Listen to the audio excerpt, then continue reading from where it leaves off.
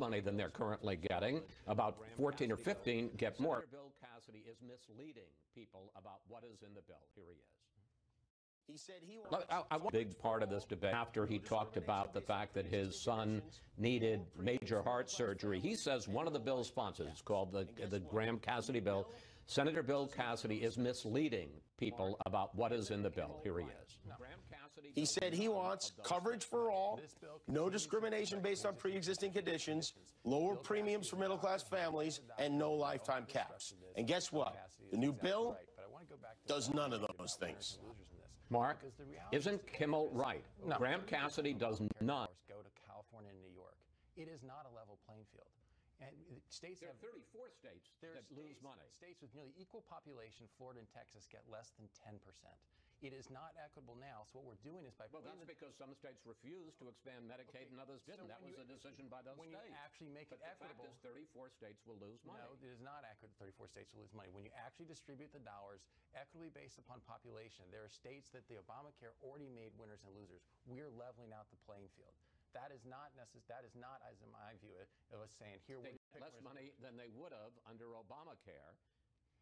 And the reason that they're going to get less is because it wasn't that the Obamacare law chose winners and losers. It was that the states chose. And they decided whether to go with Medicaid expansion or not. But I want to press on this point of pre-existing conditions, because the Republican bill says states can get a waiver. Let's put this up on the screen. States can get a waiver from Obamacare protections if they explain to federal bureaucrats how the state intends to maintain access to, and this is the key phrase, adequate and affordable health insurance coverage for individuals with pre-existing conditions without ever explaining what adequate and affordable coverage is. And then on the very next page, the Graham-Cassidy bill says that, yes, states can increase premiums for people with pre-existing conditions. That's a loophole big enough to drive a tank through. Chris, those are two separate questions. Do you want Washington, D.C. choosing the rates all across the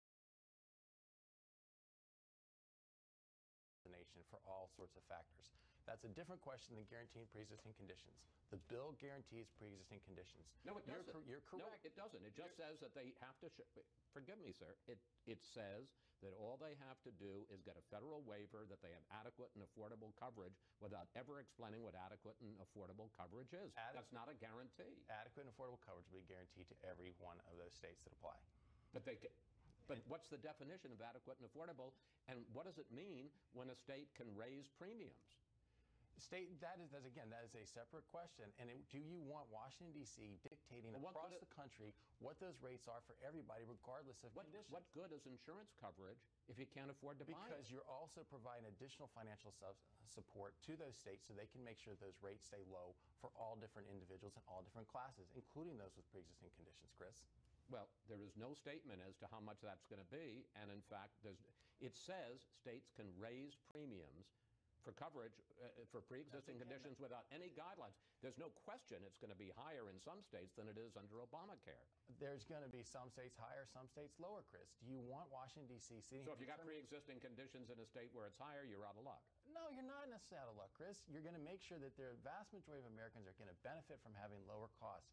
It doesn't mean that every single individual will have a lower premium, because that is not what we want Washington, D.C. doing. We want states to have the flexibility to determine that for their own people. I want to switch to another subject, as if health care isn't a big enough issue. The White House and congressional Republicans are rolling out your tax reform plan this week. And I want to ask you about two specific items. Senate Republicans have agreed to a tax cut that would amount to $1.5 trillion in lost revenue, lower revenue, over the next 10 years. Whatever happened to the Party of Balanced Budgets? Well, the Party of Balanced Budgets in the White House actually submitted a budget that balanced over 10 years. This administration continues to be committed to making sure that we're being fiscally responsible. But with a tax cut that adds $1.5 trillion to the national debt? It allows for a short-term decrease in order to provide growth that we think will bring in more revenue in the long term to the economy, Chris. There's a large debate that you know between static scoring and dynamic scoring. In many cases, the dynamic scoring will show much more significant growth, but that's not what Congress uses official budget offices. So you have to allow for that in the short term. What we're interested in doing is seeing the economy grow. The economy has been struggling for way too long. The growth in this country for 10 years has been dismal. We need to turn it around. This president's begun to do that by pulling back the regulatory state, and when we lower taxes, you will continue to see our economy grow at significant rates. The president has also said recently he wants to cut taxes in the middle class, not necessarily for the wealthy, but there's a new report out this weekend that says that this plan is going to cut the top rate from 39.6% to 35%. Why do those folks at the very top need another tax break? We don't think they do. The president is focused on middle-class tax relief. However, are you cutting the tax rate? What the president is doing, Chris, is he's eliminating all those deductions that most often the wealthy take advantage of. Many others do not get that chance. Our tax code picks winners and losers. By getting rid of those deductions, then people with the higher income will have to pay more taxes. Therefore, we're nominally lowering the rate to offset the deductions we're getting rid of. So officially, it's going to be 35%. No, sir, I'm not saying that. There's still conversations. The president will have to sign off on that, and he'll make his announcement on Wednesday what the final number is. Finally, I want to ask you about this racial controversy the president has gotten into this weekend. At his Friday rally, the president went after players like Colin Kaepernick, who take a knee during the playing of the national anthem to protest the state of race relations. Here's the president on Friday. Wouldn't you love to see one of these NFL owners, when somebody disrespects our flag, to say, get that son of a bitch off the field right now, out, he's fired. He's fired! Then, on Saturday, the president pulled back an invitation to the Golden State Warriors and their star Stephen Curry to come to the White House, as all teams do when they win a championship. And LeBron James tweeted this to the president in response: "You bum. Stephen Curry already said he ain't going, so therefore ain't no invite. Going to White House was a great honor until you showed up." Mark, does the president regret reopening the racial wounds started after Charlottesville? I don't think he's reopening the racial wounds, Chris. I think there's two separate issues here. One is that all across America, high school coaches are getting punished for leading their players in prayer. They're getting punished and disciplined for asking their players to pray. Yet in the NFL, players who take a knee over a flag that many of our generations preceding us have died to protect the freedoms there, they somehow get honored as martyrs by the media. The president is pointing out that that shouldn't be accepted. They have a First Amendment right to do that, but NFL owners also have a right to fire those players. Separately, let's talk about the Curry invitation to the White House. The president's already hosted the Patriots, the Cubs, the Clemson Tigers, all great ceremonies. Steph Curry is a phenomenal basketball player. He's a great story. In many cases, he's a role model for young kids. My son wears his jersey around the house all the time. He went to a small school because top Division I schools overlooked him. He worked hard and is now one of the president disinvite him and the Golden State Warriors. One of the best players in the NBA. But he's the one that injected politics into the invitation to come to the White House. That is what the president's reacting to. Other national championship teams have come to the White House honorably. They're trying to make a political issue out of this. The president said, fine, don't come. But this obviously has a racial component. These are black players talking about the state of race relations in the country. They're not burning flags. They're not chanting. They're simply taking a knee. I mean, you can argue whether or not it's the right or wrong thing to do. I think there are ways to show your concern on social activism without having to dishonor the flag. And I think that the president is not looking at this through a racial lens. He's making a case that there was plenty of African-American athletes on all those national championships that the president welcomed to the White House, Chris. They're the ones that chose to make a political issue out of this. I want to just put up one more tweet. This is a tweet from the president in 2013. Let's put it up on the screen. This was during the controversy of the Washington Redskins and President Obama, and this is a Trump tweet from 2013. President should not be telling the Washington Redskins to change their name. Our country has far bigger problems. Focus on them, not nonsense. So at a time when you're trying desperately to get votes for health care, at a time when you're rolling out your tax reform, does the president really need to get into a fight with Stephen Curry and LeBron James? I think, Chris, we have a lot of priorities in front of us right now. It's not just health care, it's also tax reform, it's also a lot of foreign policy issues. And so I think the president is focused on those issues and is continuing to make sure the White House is focused on. So should the president take his own advice that he gave to Barack Obama? I'll let the president decide what he's tweeting. I think that there's a lot of people in America who have condemned the president's tweets, but they've proven very effective so far. Mark, thank you. Thanks for joining us, and we will focus on what happens in the Senate on health care this week. Thank you for coming in. I appreciate it. Up next, we'll bring in our Sunday group to discuss the fate of repeal and replace. Plus, more on the controversy the president has stirred up over players kneeling for the national anthem.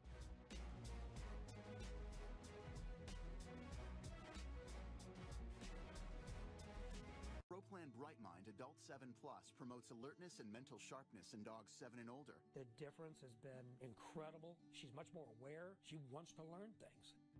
Purina ProPlan Brightmind, nutrition that performs.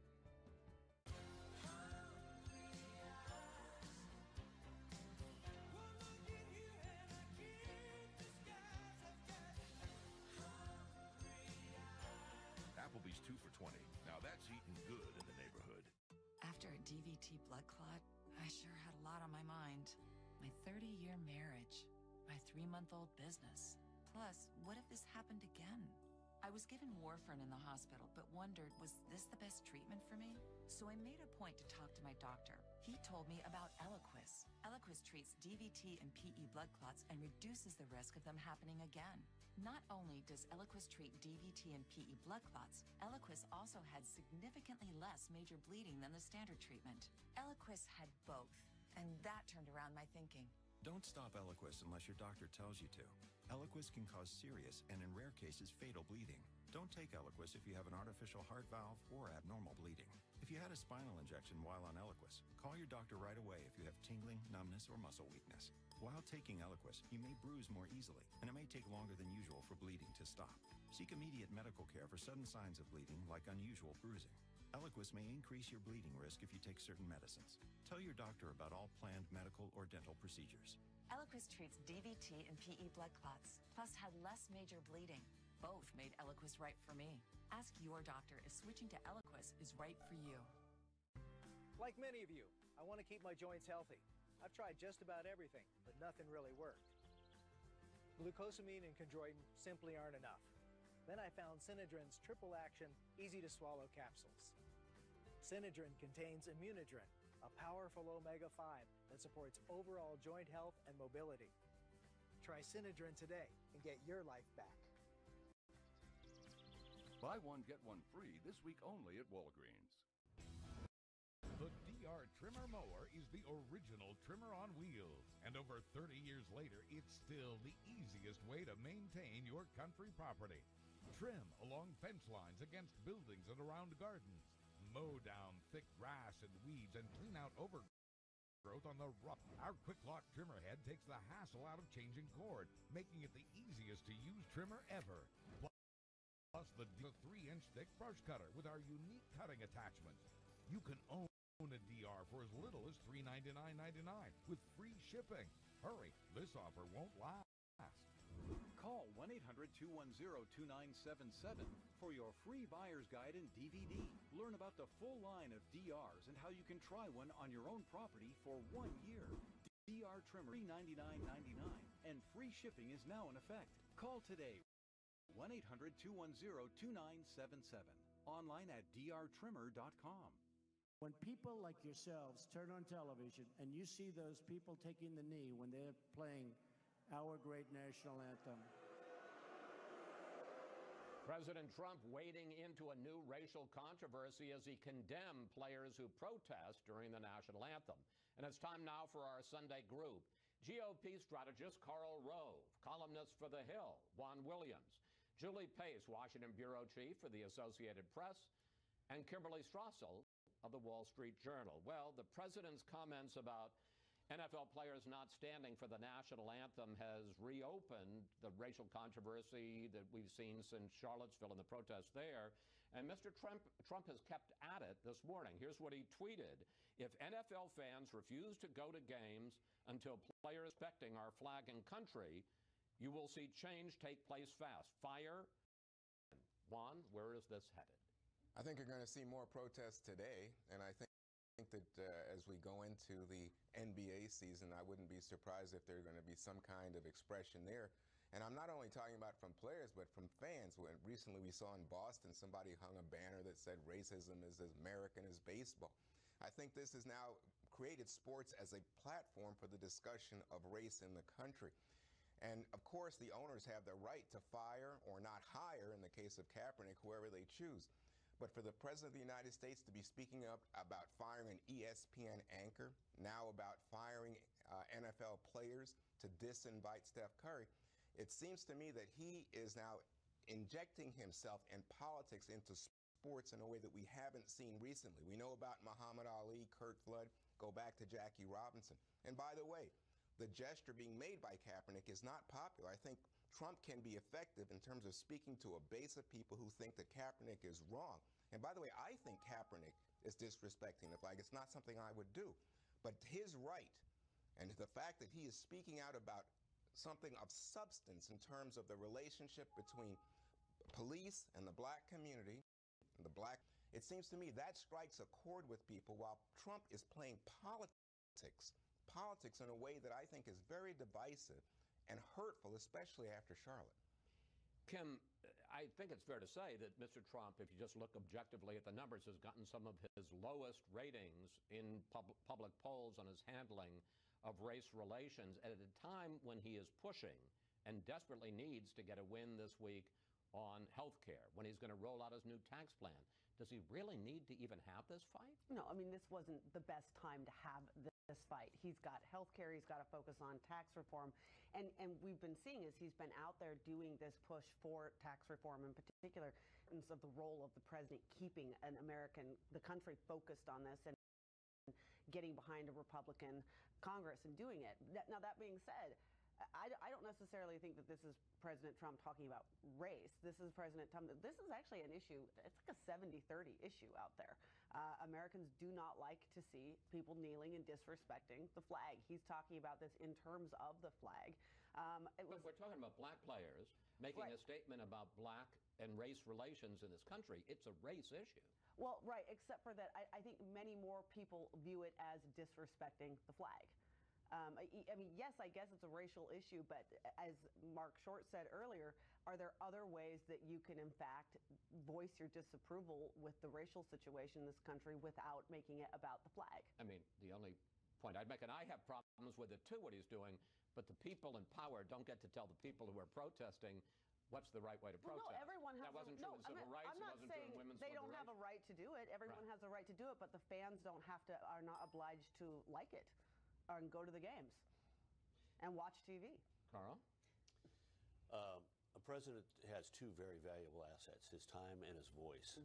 And this president wastes it when he engages in things like this. You know, we had an argument over whether Meryl Streep was a good actress or not. And now he has joined this fight, much to his own disadvantage. He's in the middle of two big fights, and this distracts from it. And there are better ways for the president. I was struck by a line in his speech in New York last week. At the UN. At the UN. He said, "We aspire to the approval of history."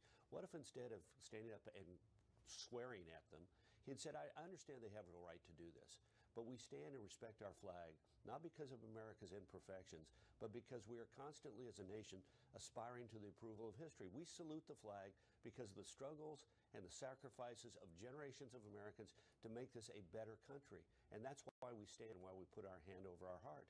And he could have come away the winner. But he is walking away from this a loser in the minds of the American people for exactly the reasons that you pointed out.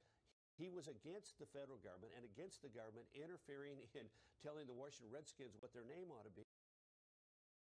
Now fire those people if they don't stand and respect the flag. He's an aspirational figure. He should not be a condemnatory figure. Okay, let's talk about health care, which is what should be, it seems to me, the real focus. And in fact, it's the president stepping on his own message here. Here's what the president said Friday night about John McCain delivering a real blow to this bill, saying he's not going to vote for it. John McCain, if you look at his campaign, his last campaign, was all about repeal and replace, repeal and replace. So he decided to do something different, and that's fine. And I say we still have a chance. Julie, do they have a chance? It was very interesting to me that you had Mark Short, the man in charge of counting votes at the White House, somehow thinking he's going to be able to change Rand Paul's mind when Rand Paul has been really strong. If it's not repeal, I'm not voting for it.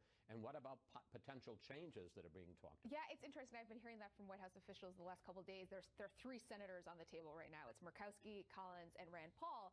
And White House officials think that Rand Paul is actually the senator that they could potentially flip here in the next couple of days. it's interesting because he's actually been a hard no, while Collins and Murkowski have said they're leaning toward no or still studying the bill, but Rand Paul is the one who's been most forceful on this.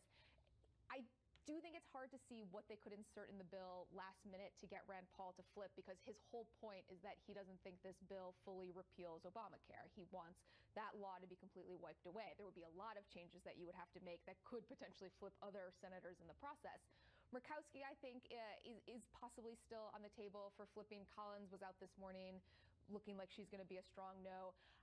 They have a slim window here, but it is tiny right now. I think that they have a lot of work to do in the next couple of days. I got about 30 seconds, and Kim, I want to give it to you because I know you think this is going to be a big mistake for the Republican Party if after 7 years they don't repeal and replace Obama. It's a disastrous mistake, and it's not just going to affect healthcare either.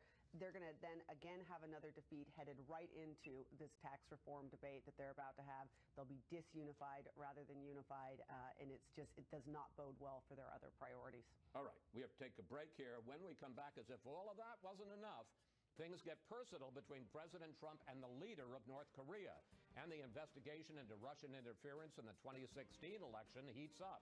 Plus, what would you like to ask the panel about Special Counsel Robert Mueller's probe of people around the president? Just go to Facebook or Twitter at Fox News Sunday, and we may use your question on the air.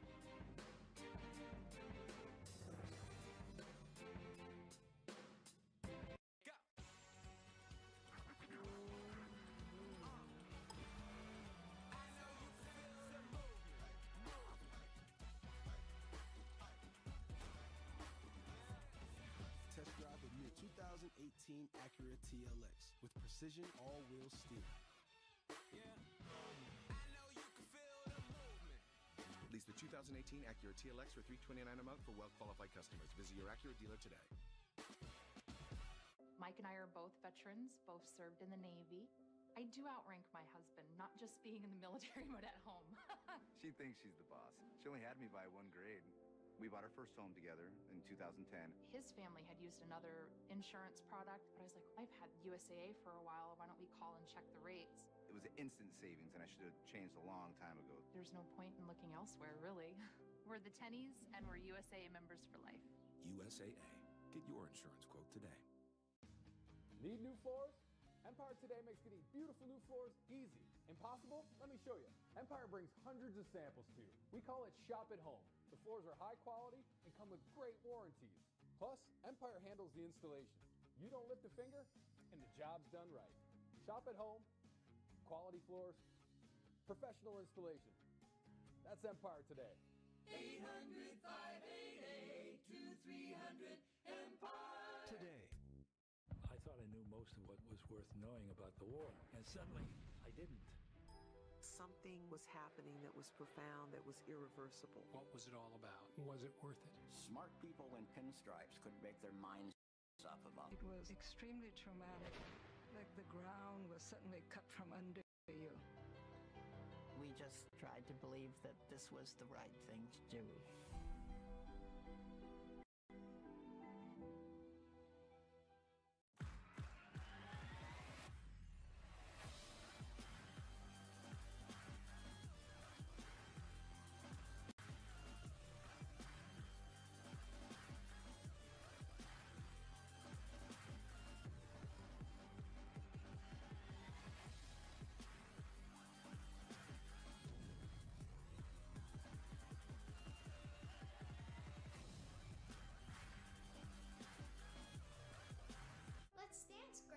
You don't let anything keep you sidelined.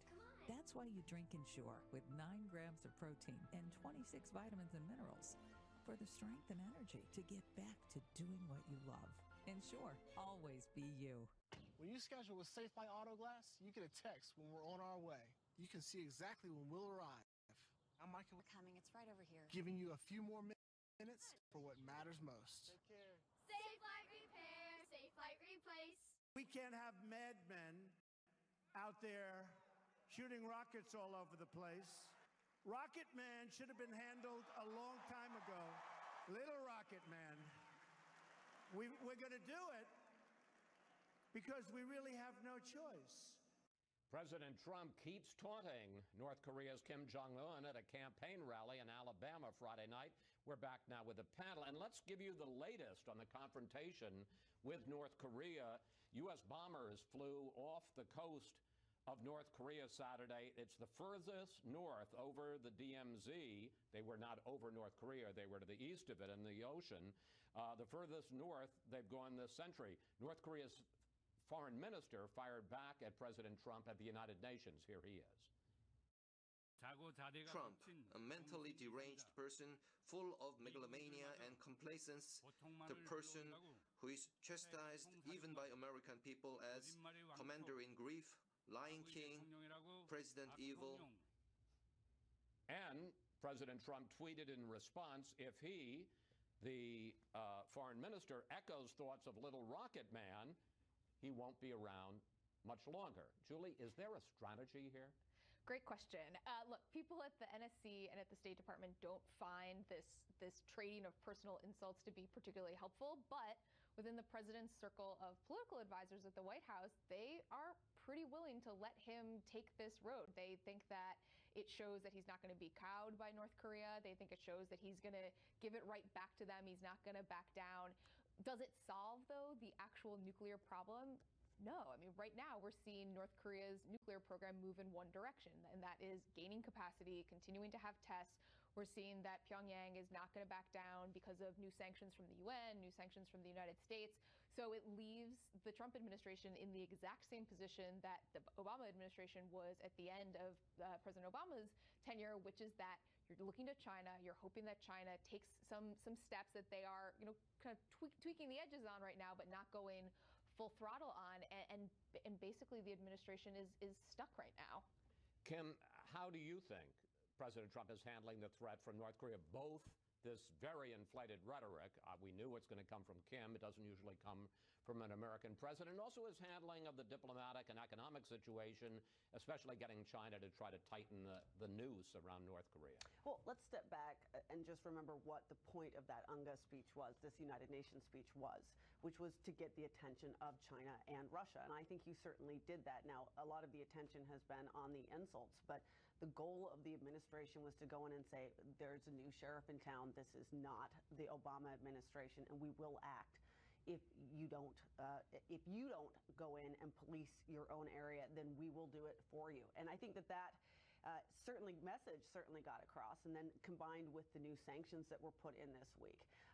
So I think the people to watch are in fact China, and see whether or not they get a lot more serious, because that is a weak link right now in terms of actually bringing down North Korea. But the reality is, behind the scenes, even though Trump is talking tough on military action, when you talk to officials at the Pentagon or at the State Department, they're pretty candid about the realities of a military option. They don't see that as where this is headed right now. All right, I want to turn to another big story, and that is how aggressively, and we found out this week just how aggressively Special Counsel Robert Mueller is pursuing his investigation into Russian interference in the election.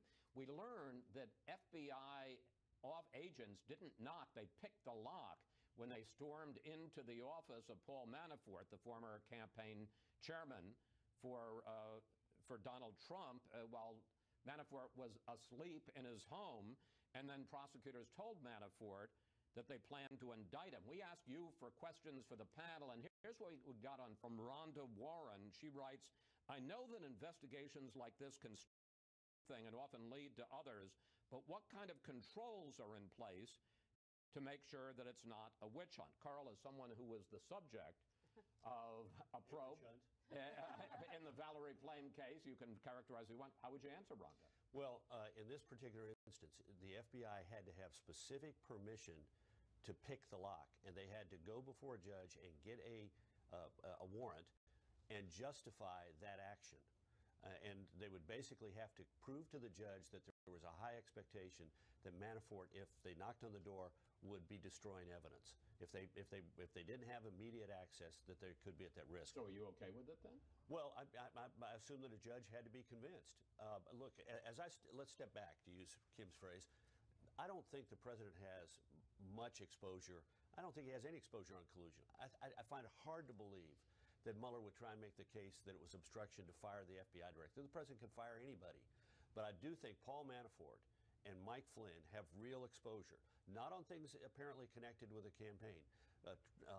Manafort has to do with his work on behalf of Ukrainian and Russian influencers, and Flynn has problems with having taken money from foreign governments. So, but yeah, Manafort is clearly in the crosshairs. And the thought is that if you squeeze Manafort or Flynn enough, maybe they flip on the president? Well, but, you know, I find it hard to believe that there's anything to flip on. I just, you know, look, Donald Trump Jr.'s got a problem. I don't think it gets him into legal difficulties, but he's got an optics problem of saying, well, I took the meeting with the Russians who are going to give us bad stuff, and there's mention of Russian government officials in there, but they get nothing out of it. But no, I don't think the president has to. Here's how President Trump dealt with the Russia controversy during that rally in Alabama. It is one great hoax. No, Russia did not help me. That I can tell you, okay? Any Russians in the audience? Are there any Russians in the audience? I don't see too many Russians. He does know how to make a speech. Oh, let me tell you, he's great TV. One of the odd things he said in that speech was the NFL's having trouble because people are watching me, he says of himself. We got about a minute. Your thoughts about how aggressively Robert Mueller is pursuing this, and we found out this week just how aggressive it is. It's very aggressive, and don't forget, in addition to the instance at Manafort's house with the lockpicking, you have increased demand for documents from the White House by the Mueller team. The documents seem to relate directly to the firing of Manafort, firing of Flynn, potential for obstruction of justice in terms of how the description, the rollout on the meeting that took place in June 2016 was handled. And then you have the White House. Maybe this is the way we should look at it, Chris. They seem concerned because they've been attacking Jim Comey's credibility pretty aggressively, suggesting that because of those leaked documents, he violated some confidentiality and that maybe the Justice Department should go after him. To be continued. Thank you, panel. We'll see you all next week. Up next, our exclusive interview with Microsoft co-founder Bill Gates on his foundation's remarkable efforts to save millions of lives. And we'll also find out what kind of smartphone he uses.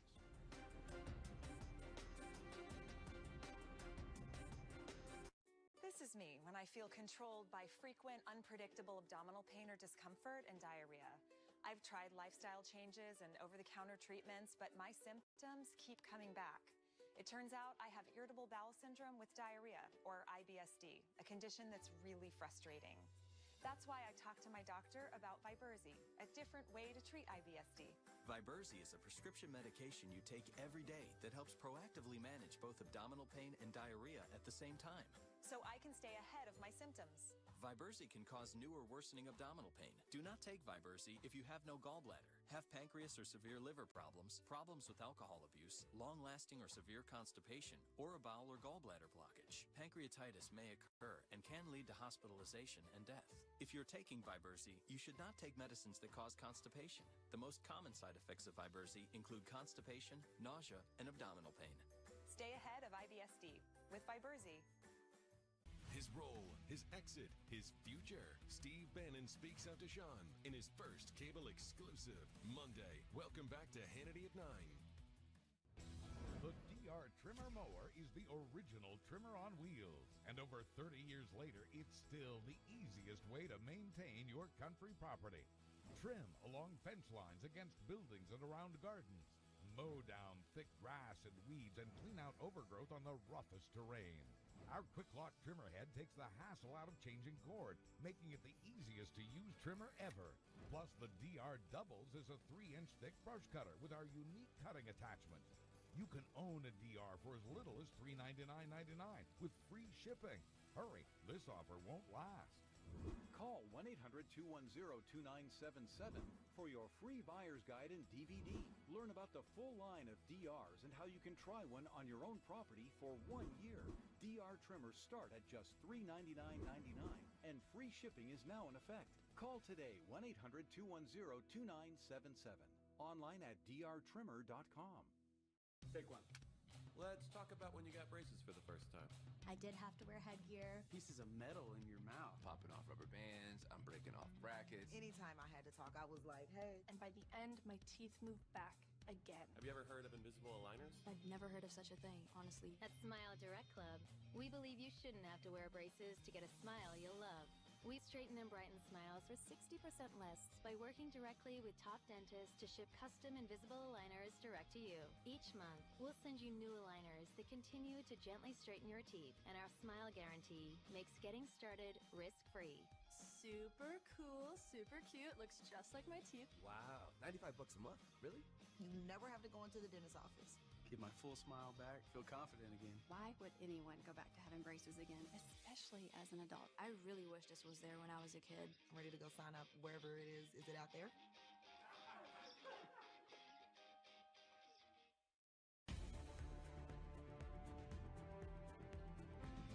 The Bill and Melinda Gates Foundation is the world's largest private charitable fund.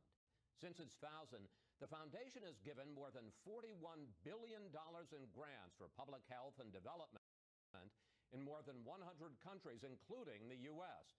It is no overstatement to say they've saved millions of lives. This week, while the UN General Assembly was meeting in New York, the Gates Foundation held its first Goalkeepers Summit to track what it's gotten for each dollar spent so far and to enlist volunteers, including world leaders, to help reach its goals out to the year 2000. I sat down with the Microsoft co-founder to discuss what the Gates Foundation has done and the challenges it still faces. Mr. Gates, welcome to Fox News Sunday. Thank you. One of the keys to the Gates Foundation is that you push a business model, measurable goals, return on investment, return in this case being lives saved. Why are those kinds of metrics important? Well, I've been lucky enough through my success and the unbelievable generosity of Warren Buffett to be at a foundation with my wife Melinda where we have a lot of resources. So it's nowhere near what government has, but by philanthropic standards, we have a responsibility to make sure this money has big impact. And we partner with governments taking on HIV, tuberculosis, malaria, all of these things that explain the inequity that a child in Africa is 100 times more likely to die than a child in the U.S. or Europe. Let's talk about child mortality because it is such a dramatic and clear example. In your Goalkeepers report, you do have this chart which shows that since 1990, the number of children under the age of 5 who die has gone from 11 million to 5 million. Then you project out to 2030, and you have 3 different scenarios. Explain the significance of those 3 different outcomes in terms of lives lost or saved. Yeah, this is the first time that the aid field has been able to take our progress and not only track where we are, but also look at the possibilities for where we'll be 15 years ahead. So we took and we said if all the countries adopted the best practices, if the donors stay very generous in their giving, and if innovation's going full speed, and we show that as the best case, then we take just business as usual, and then we take a case where people pull back, where they're saying that they don't care as much about other countries and the debts and things there, and that there's less money, less R&D, less adoption best practices, and we show it's quite a range. It's more than 1 million young people in 2030 who either live or die. Specifically, the difference in terms of the various scenarios, what is it that wouldn't be getting there if people don't continue to contribute or even add to it? Well, the best example is vaccines. Vaccines are fairly expensive, about $10 per child to get vaccinated. And it's donor money, the United States and the UK being the most generous, that buy those vaccines at the lowest possible price and get them out to all the world's children. And so the coverage keeps going up. And if we can get a few new vaccines into that mix and get the coverage level, which is 80% up to 90%, then we achieve that very best case where more than 1 million lives a year, less kids will be dying by 2030. That brings us to U.S. government funding, which President Trump is proposing to cut by almost a quarter in terms of global health funding. What would that mean in terms of either lives saved or lives lost? We took HIV and we modeled what even just a 10% cut would mean. And it's an additional 5 million deaths between now and 2030 because 5 million deaths. 5 million total deaths over that time period. What happens with an infectious disease? You're either winning by getting less and less people to be infected, and they infect less people, or you're losing. And in fact, the age cohort that's greatly at risk is age 16 to 25. There's twice as many kids now in that population range as there was back when HIV first hit. And so the miracle of getting those drugs out, if that's not fully funded until we get a breakthrough like a vaccine, then the death rate is going to go back up and reach new records. In his speech to Congress in February, President Trump said this: America must put its own citizens first, because only then can we truly make America great again. And in his budget message, the president added, "It is time to prioritize the security and well-being of Americans and to ask the rest of the world to step up and pay its fair share." Given that U.S. taxpayers at this point are basically putting up a third of the government funding around the world for global public health, doesn't President Trump have a point, and isn't there a case to be made the U.S. should cut back and other countries should step up?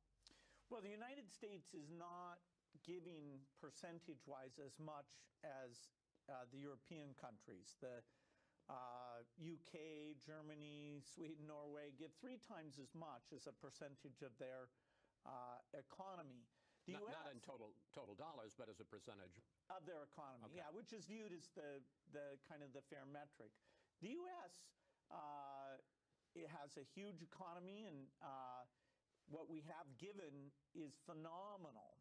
We also fund a lot of the research that's very important into creating these new tools.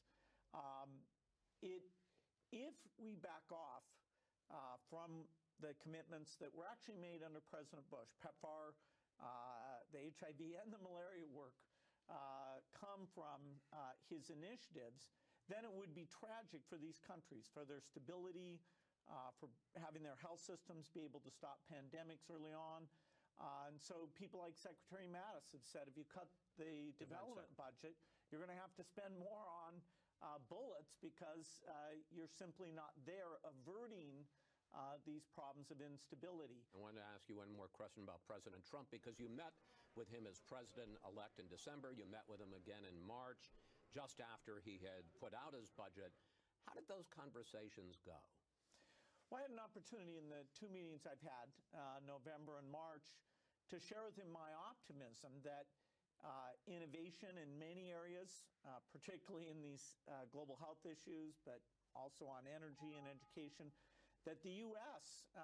Can benefit itself in the world. And, you know, trying to see if the innovation agenda was something that resonated with him, because I think it's such a good deal, both domestically and for all of humanity. You know, we talked about vaccines and how they're miraculous. We talked about these different programs. And so, you know, I'm hopeful that was enlightening to him.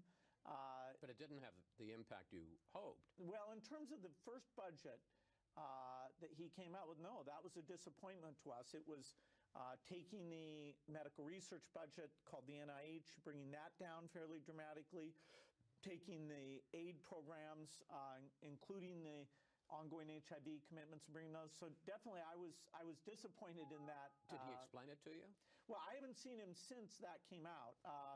There were rumblings that would happen, and he, you know, encouraged me to meet with various aides, including the Office of the Management of the Budget. And, you know, I do think the administration was new. I don't think they understood how difficult HIV is and what it means if you cut it back. And so, you know, we'll have to see, both in terms of the acceptance of what Congress does and their next budget.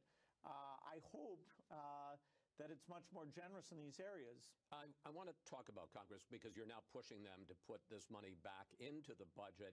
You admit that you and other folks like you have not done as good a job as you could in making the case for foreign aid. Perhaps in the moral sense you have, but you say not necessarily in the practical sense, even in terms of national security. So explain why you think this is so important in terms of what you call solvable human misery.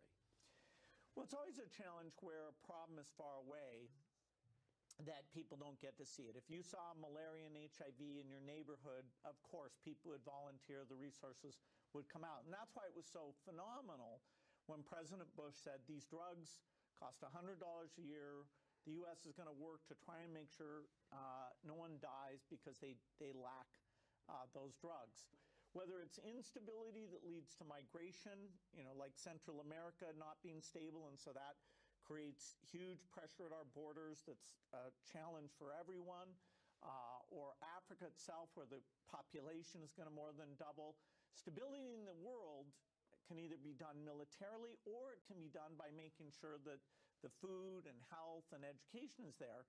All these countries want to be self-sufficient. They don't, in the long run, want aid. And so countries like India are now rich enough that they're not a significant aid recipient. Brazil, Mexico, many countries have graduated. And so now we need to take the tougher cases, a lot of whom are in Africa, and continue to uplift them until they get out of the poverty trap. We don't get to talk to you very often, so I'm going to take advantage of this and do a lightning round. Quick questions, quick answers. You are the leader of the Giving Pledge, getting billionaires to donate at least half their wealth to charity, to causes like this. How many people have you gotten to sign on, and how much money are we talking about? It's 170 people. It's amazing. We never expected to get that many. The vast majority are from America, where we've spent more time talking to people. They're giving to a huge number of causes, education, scientific research. But we meet, we share experiences, we learn from each other, and the goal is to have the quality and the amount of charity go up. And many countries are envious of how strong that tradition is in the United States. Finally, you had a famously tempestuous relationship with Steve Jobs. What do you think of the new iPhone, and what kind of phone do you use? Well, actually, the relationship I have with Steve had every aspect you can imagine, particularly in the last few years. Our friendship, which had always been there, was greatly strengthened as he was dealing with cancer, as he had done such wonderful work at both Pixar and Apple. And, he and I had a lot in common. We were different in some ways. So, Steve was a genius, absolutely amazing. It's great that Apple's continuing to do good work. All Windows-based PCs. The phone that I have recently, I actually did switch to an Android phone with a lot of Microsoft software. But the competition in the software and IT space that Steve helped foster, it's phenomenal, and Microsoft's a big part of that. It's been a miraculous industry that he and I got to work in. So no iPhone? No iPhone. Thank you. Thank you. It's a pleasure talking to you. Please keep up the good work, sir. Up next, our Power Players of the Week. It's one thing to say you want to save millions of children, but how do you get life-saving medicine to some of the most remote places on Earth? You'll meet the innovators who came up with amazing solutions.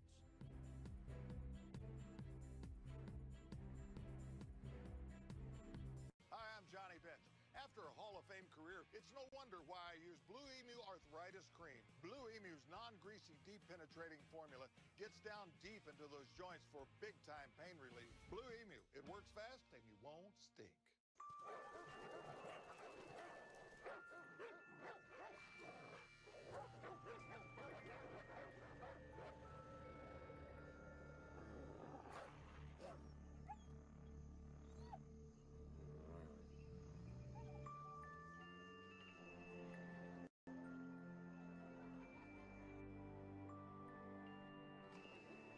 Introducing the new Range Rover Velar.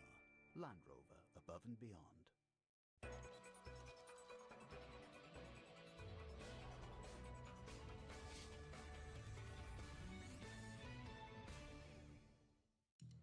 What is this place? The Modern Software Factory, a hub of digital transformation. Is this where we come to compete? This is what you build to compete, where insight drives experience, where automation automation delivers better apps faster, where agile isn't just a buzzword, it's a way of life.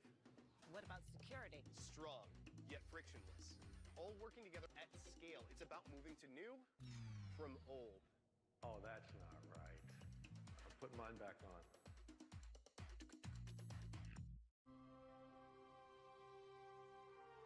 As a Hall of Fame coach, I know it takes the right combination of ingredients to win championships.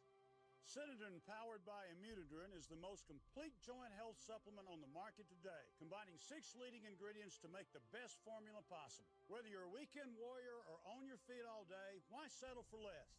Have the best with Synodrin Complete Joint Health. Results guaranteed.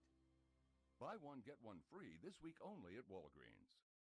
Starting Monday, the team you know, opinion you need, and talk you love. Keeping the conversation cutting edge like only they can. Welcome back to the 5 at 5, only on Fox News Channel.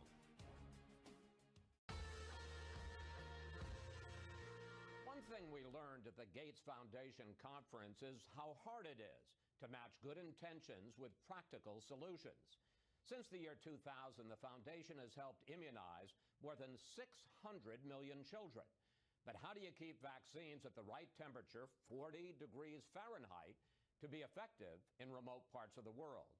We met inventor-engineers who came up with remarkable solutions, and they are our Power Players of the Week.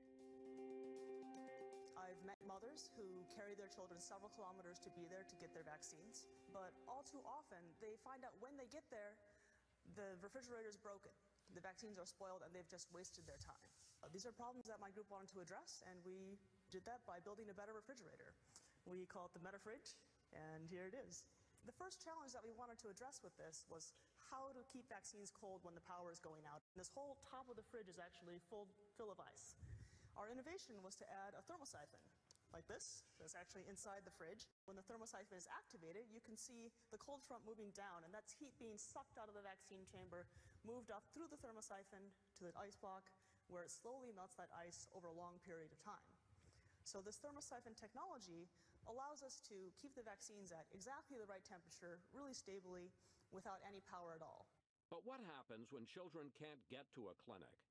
The Gates Foundation had to come up with a way to deliver vaccines to the 50% of children they serve in Africa who live in villages with no electricity and no cars. What's really needed is vaccine carriers that have no need for any ice at all. This is the Indigo vaccine cooler. It does what nothing else in the world currently does. This cooler will keep vaccines at the right temperature for long, with absolutely no ice, no batteries, and no electricity needed during cooling. No infrastructure at all. It's really easy to use. When you want to make the cooling start, you open a mechanical valve like this, and the cooling starts. When you don't want cooling, pull it out. But how do we do this? So we start with something like a thermos. It limits the amount of heat that comes into the unit. And then, instead of adding ice to make it cold, we actually have an internally built layer of water on the inside that we keep at a very low pressure, which makes the water evaporate at a very low temperature, 5 degrees Celsius, the perfect temperature for vaccine storage. Blandine is a nurse and vaccinator in the Democratic Republic of the Congo, where only 8 of the 21 health posts in her region have any form of refrigeration. Before we started this field test, the vaccinators reached about 20 of these remote vaccination sites in a month's time period. But now, this month, in September, they expect to be able to reach 120 remote vaccination sites of the Indigo cooler. Our goal is that soon all vaccinators across Africa will have access to the MetaFridge, the Indigo, and other advanced cooling technologies in order to vaccinate all kids. If you want to learn more about the Gates Foundation and its extraordinary work, please go to our website, Sunday.com. And that's it for today. Have a great week, and we'll see you next Fox News Sunday.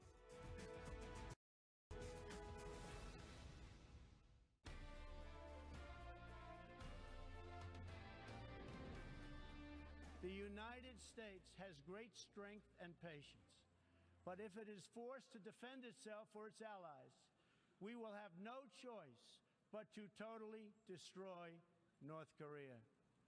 Rocket Man is on mission for himself and for his regime.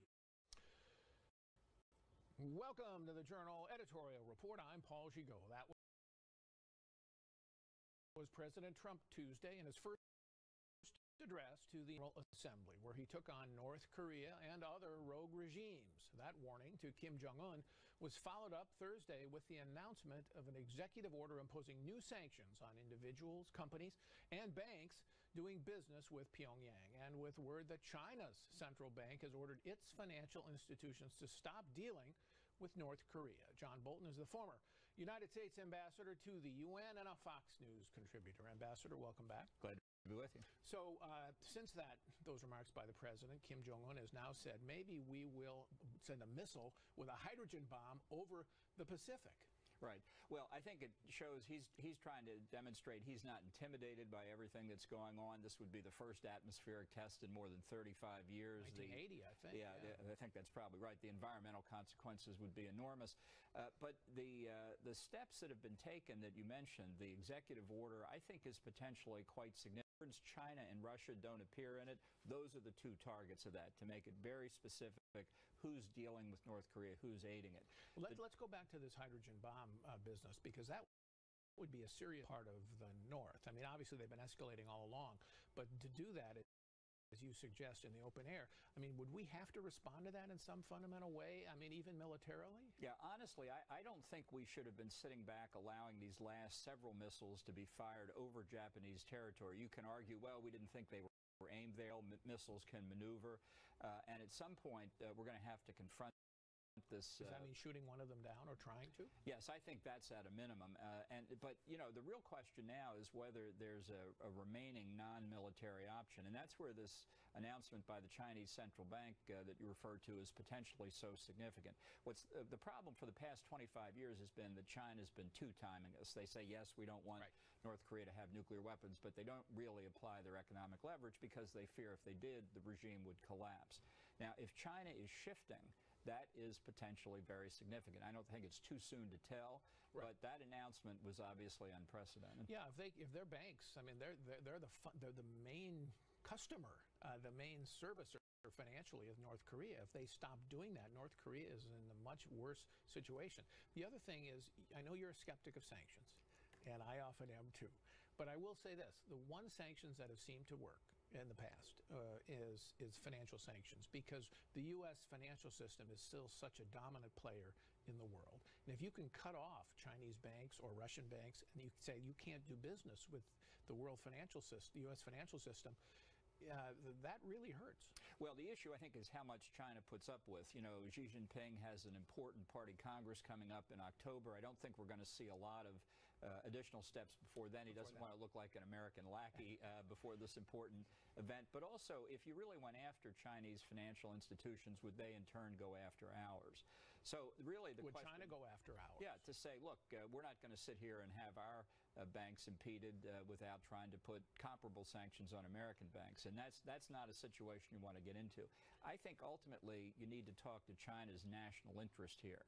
And it may be, and this is the key point, have they come to the conclusion that North Korea is such an ugly piece of baggage that they've got to do something about it? Well, I've been told by senior officials that, in fact, the relationship between China and North Korea now is quite strained. There really isn't a lot of communication anymore. North Korea isn't saying we're not your lackey.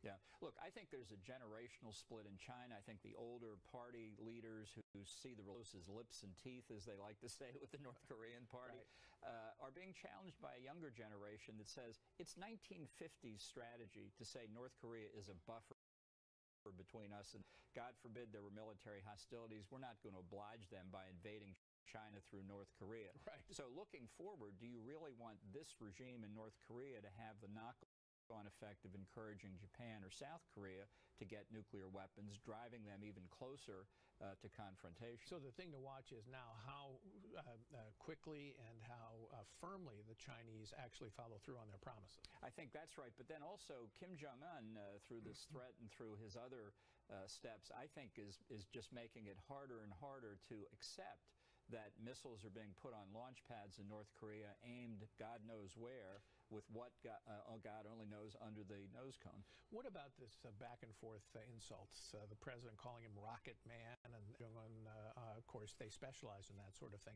Is that something that you think is helpful from an American point of view? Well, honestly, Rocket Man's a pretty inoffensive and use of sarcasm can help sometimes. The North Korean reaction's the standard Stalinist propaganda. Right. I think you could expect that under any circumstances. But they are so close now to achieving their 25-year objective of getting deliverable nuclear weapons that time is short. As a number of metaphors, we've kicked the can down to the end of the road and so on.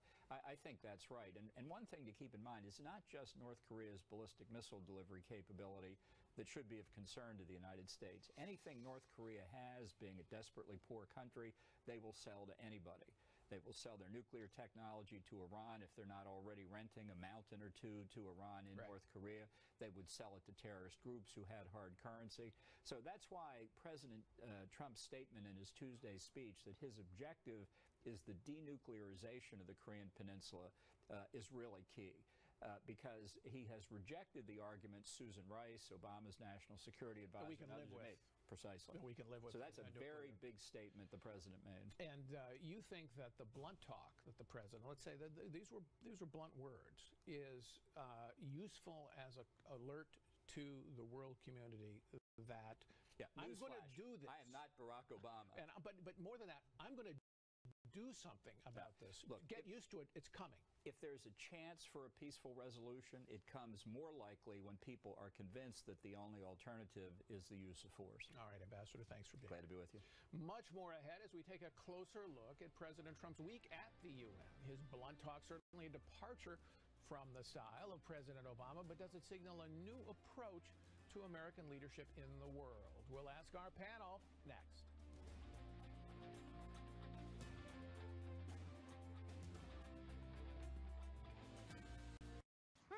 I got in with the poll and I had to make a claim and all that. Is that whole thing still dragging out? No, I took some pics with the app and filed a claim. But you know how they send you money to cover repairs and... It took forever to pay you, right? No, I got paid right away. But at the very end of it all, my agent wouldn't even call you back, right? No, she called to see if I was happy. But if I wasn't happy with my claim experience, for any reason, they'd give me my money back. No questions asked. Can you believe that? No. The claim satisfaction guarantee, only from Allstate. Switching to Allstate is worth it. Introducing Lean 13 from Nutrisystem. Lose up to 13 pounds in your first month, guaranteed. Lose up to 13 pounds fast with the new Lean 13 from Nutrisystem. Your 13 can turn into 20, 30, 50, even more. I'm Marie and I lost 50 pounds on Nutrisystem. You'll see results right away. Count, measure, meetings?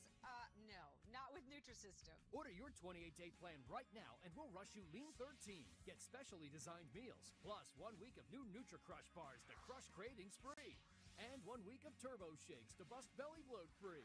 Bye-bye, stubborn belly fat. Call or go online in the next 2 minutes and we'll even throw in FedEx shipping free. Lose up to 13 pounds and 7 inches overall your first month. Your first 13 pounds, gone. Go online or call 888-828-THIN right now and get new Lean 13 with bars and shakes free. Before I had the shooting, burning, pins and needles of diabetic nerve pain, these feet grew into a freewheeling kid. Loved every step of fatherhood and made old cars good as new. But I couldn't bear my diabetic nerve pain any longer.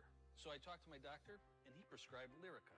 Nerve damage from diabetes causes diabetic nerve pain. Lyrica is FDA approved to treat this pain, from moderate to even severe diabetic nerve pain. Lyrica may cause serious allergic reactions, suicidal thoughts or actions. Tell your doctor right away if you have these, new or worse depression, unusual changes in mood or behavior, swelling, trouble breathing, rash, hives, blisters, muscle pain with fever, tired feeling, or blurry vision. Common side effects: dizziness, sleepiness, weight gain, swelling of hands, legs, and feet. Don't drink alcohol while taking Lyrica. Don't drive or use machinery until you know how Lyrica affects you. Those who've had a drug or alcohol problem may be more likely to misuse Lyrica. Now I have less diabetic nerve pain, and I love smoothing the road ahead for others. Ask your doctor about Lyrica. Maria is confident, but when it comes to mortgages, she's less confident. Fortunately, there's Rocket Mortgage by Quicken Loans. Apply simply, understand fully, mortgage confidently. Manage Managing blood sugar is a series of smart choices. And when you replace one meal or snack a day with Glucerna, made with Carb Steady to help minimize blood sugar spikes, you can really feel it. Now with 30% less carbs and sugars. Glucerna. The socialist dictatorship of Nicolas Maduro has inflicted terrible pain and suffering on the good people of that country. This corrupt regime destroyed a prosperous nation by imposing a failed ideology that has produced poverty and misery everywhere it has been tried. More blunt talk from President Trump at the United Nations this week, this time taking aim at Venezuela's Nicolas Maduro. Trump's tone, a stark departure from President Obama. So does it signal a new approach to American leadership in the world? Let's ask Wall Street Journal columnist and deputy editor Dan Henninger and columnist Mary Anastasia O'Grady and Bill McGurn. So, Mary, let's not step back from Maduro a second. Take the speech as a whole. What did you think of it? I thought it was excellent. He not only sort of laid out the U.S. case for its position at the UN, but he also did reach out to other countries and say, it's our job, any civilized country, it's our job together to confront regimes that cause chaos and turmoil in the world. And that was exactly, in other words, not taking the Obama approach that we should walk lockstep together because none of us are better than any other. Really admitting, look, we have a leadership position in the world. We're going to look out for our interests, but we need to